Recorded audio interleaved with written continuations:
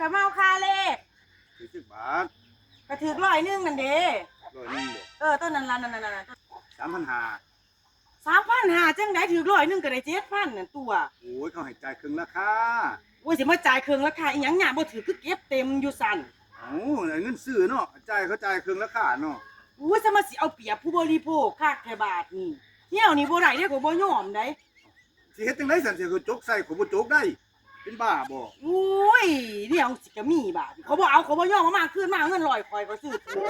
มาเงิน100เงินนึงน่ะมาสิมาจ่ายเครื่องราคา 3,500 บาทบ่เอามาคืนเลยของข่อยเงิน100เอามาคืนเต็มซื้อแล้วเนาะสิคืนนี่หยังบ่ได้ต้องคืน100เอามาเนี่ยนี่เขาบ่ซื้อนำเจ้าอีกจักเทื่อโลดนี่ไปโอเคบ่มันได้ซื้อล่ะเป็นมึงถึกเนาะอุ้ยเห็นพี่น้องนี่